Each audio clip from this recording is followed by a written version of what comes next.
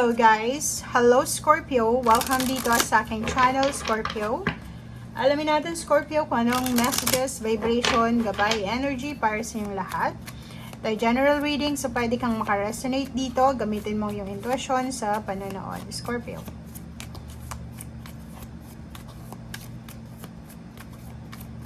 Okay, Scorpio. Okay, meron kang key, 'di ba? So, dito sinasabi ng Baraha Scorpio na for the last 2 weeks ng December 2023, 33 nasa tamang direction ka. So, may magbubukas sa na pagkakataon or kung makikita mo dito may inspiration ka. So, it's either relationship or work inspiration or kung ano man tong inspirasyon na to na pwedeng mag-unlock or kung ano man tong inspiration na to ay pwedeng magbukas sa pinto ng pangarap mo or kung ano pa man. So, may solusyon na pwedeng maging daan para mabuksan yung pinto ng success sa'yo. Okay? Miracles, insights, confirmation ay posibleng dumating na siya. So, kung may naghihintay sa inyo ng confirmation regarding money, work, or relationship, or kung ano man siya, Scorpio, posibleng dumating na. So, kung naghihintay ka ng message like nag-a-apply ka ng trabaho, so pwedeng last 2 weeks ng December, makuha mo yung confirmation na to. So, relationship ganun din, mga solusyon sa pinoproblema natin, issues, or kano pa man. So, number 23, the Robber. Yun. Same din sa Pisces. Panoorin mo yung Pisces, in same sign lang kayo. Mag-iingat kayo, Scorpio, dahil sa loob ng bahay mo, pwedeng pagnakawan ka, pwedeng may magnanakaw, or pwedeng may isang tao na nanakawin niya yung kaligayahan mo. So, kung ano man itong source ng happiness mo, dito sinasabi ng barahan na kailangan mong pag-isipang mabuti, mag-isip ka ng mabuti dahil posibleng may mga nagkaka-interest. Relationship ganun din, pwedeng yung mga kapitbahay mo, friends mo ay medyo naiinggit sila sa relationship status mo kasi siguro maganda yung samahan nyo ng karelasyon mo. And dito sinasabi na ingat-ingat tayo. Wallet, documents, personal things, make sure na ingatan natin ito.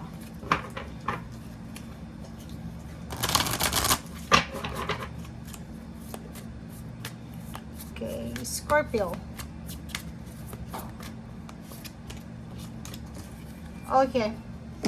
Kung ikaw ay merong mga stagnation, restrictions regarding relationship, friends, connection, like rejection to. So, pwedeng nasa 9 of Swords to eh. So, may mga ibang Scorpio na hindi makatulog for the past few nights, days dahil sa problema sa relationship or stagnation sa pera or kung ano pa man. Sinasabi ng baraha mo dito na huwag kayong mag-alala kasi nandito yung Magician in the Mirror. Posibleng sa last 2 weeks ng December 2023 ay magkaroon ng balanse. So, if ever man nandun ka sa sitwasyon na like hindi ka makatulog, may insomnia ka na, nadidepress ka na, may anxiety ka na. So, make sure na alamin natin yung source or yung kung saan galing ito. Bakit ba tayo nagkakaroon ng ganun? So, pwedeng ano lang yun, hormonal imbalances or pwedeng mayroong mga issues na kailangan nating ayusin or i-manage. Parang ganun. So, kailangan daw natin ng balanse sa lahat ng area sa buhay natin. Hindi lang sa relationship, hindi lang sa pera, hindi lang sa kung ano man itong gusto mo, make sure na kailangan mo ng balanse.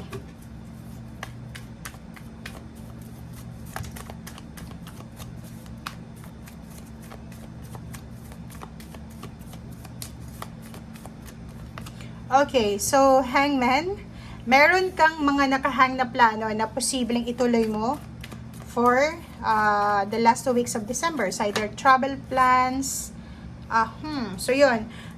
Nakikita ko siya dito, yun. Mayroon sa inyo dito na parang may mga plano kayo, like yung nag-resign, umalis sa trabaho, na lay off, or nawala ng trabaho. Mayroon kayong bagong plano sa ngayon, like, siguro, may nag-retire dito ng maaga. Posibleng babalik kayo sa trabaho or pwedeng babalik kayo sa pagnenegosyo. So, nakikita natin, marami kayong nakahang na plano dahil sa marami kang kinakatakutan dati, ang posibleng ituloy nyo. So, nakikita natin may mga bagong relationship or pwedeng magsisimulang relationship, bagong trabaho, bagong lugar. So, ang dami-dami ditong pagbabago na posibleng iniisip mo. Okay? Emperor, empowerment. So, yun, parang ang pakiramdam mo sa linggong ito is kahit na marami kang mga stressor sa buhay or nai-stress ka, ang pakiramdam mo ngayon is kaya mong makapagsimula kahit saan ka man pumunta, kaya mong mabuhay or kaya mong mag-succeed sa buhay. Parang ganun. So, merong 0 the Fool and number 4 na Emperor. Sinasabi na new beginnings. Posibleng mayroon kayong sisimulan ng trabaho. So, yung iba magsisimula ng bagong trabaho, yung iba ay magsisimula ng bagong negosyo, yung iba magta-travel, maghahanap pa lang ng trabaho. But kung ano man daw itong simulan mo or ano man itong nahang na plano na itutuloy mo, ito yung magdadala sa'yo ng balanse. Ito yung magdadala sa'yo doon sa, balanse. Yan yung magdadala sa'yo sa harmony and balance. Parang gano'n. Alam mo yung water sign, parang ang messages ng baraha is balanse. Kailangan yung balansehin ang bawat area sa buhay nyo. Okay? Decision making din kasi atong hangman na to is palagi mo siyang nahang, diba? Palagi kang may mga plano ka sa buhay tapos bigla mong ititigil, parang ganun. So, sinasabi ng baraha na yung mga natigan mong plano ay kailangan mo nang ibalik ulit. King of Swords, focus. Kailangan mo ng sobrang focus kung ano man tong gagawin mo. Okay? Sinasabi ng baraha sa'yo dito na masyadong nakafocus yung ibang Scorpio sa mga sleepless nights nila eh. Or pwedeng kaya sila sleepless, kaya sila nagkaka-insomnia kasi ang focus nila is yung mga pain and heartaches nila. Wala silang focus doon sa mga kung ano yung susunod. Disappointments eh. Like for example, nagtrabaho ka tapos nag-resign ka, so nangihinayang ka ngayon. Comment down below guys.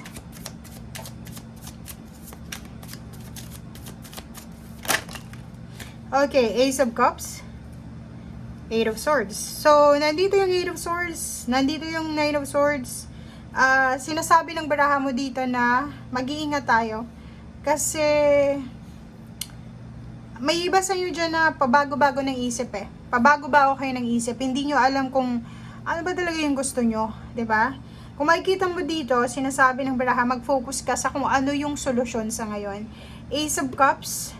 Mayroong mga parang parating, 'di ba? Maraming mga parating na biyaya or pwedeng maraming parating na pangyayari sa buhay mo na pwedeng magbigay sa iyo ng kaligayahan or aapaw yung cups mo. Kaso lang, may pumipigil dito. May hindrance. Tingnan mo tong 8 of Swords. Okay? 8 of Swords, kung makikita mo siya,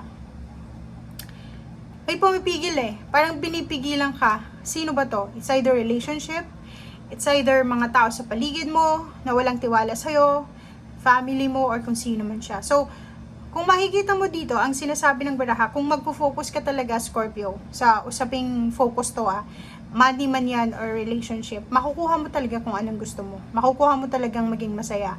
Makukuha mo talaga lahat ng satisfaction. Kaso lang, ang problema nga, may humahad lang. And hindi tayo aware kung ano tong humahad lang na to. Okay. Magician. Dalawa yung Magician card mo. Sorry. Isa lang pala. Sinasabi ng baraha dito guys na kung ang iniisip mo like, may plano kang mag-apply sa isang company, may plano kang mag-travel, mang-ibang bansa or kano pa man. Tapos mayroon kang mga thoughts or parang maraming iniisip na hindi ako pwede dyan kasi hindi ako nakapag-aral, hindi ako marunong magsalita ng Ingles or pwedeng kung anong lengguwahe. So, parang ganun lang yun. Parang yun yung hindrance na parang everyday na na-encounter mo sa buhay mo. Yung mga self-negative talk mo yun. Dito sa Magician, sinasabi na walang problema sa iyo eh. Wala kang dapat na problemahin kasi ang Magician card nito ay nagsasabi na lahat ng kailangan mo nasa iyo na. Lahat ng requirements na pwedeng hanapin doon sa gusto mong pag-applyan ay nasa iyo na. So, Magician, everything happens for a reason. Siguro ang nangyayaring ito sa'yo is a wake-up call na kailangan mo nang lumabas sa comfort zone mo, harapin mo yung mundo, harapin mo kung saan ka talaga nararapat. Okay?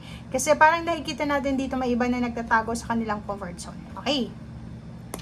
And the strength card, sinasabi ng baraha, be courageous. Kasi isang malaking decision making to Aalamin mo kung ano yung pwede mong magawa, especially sa relationship.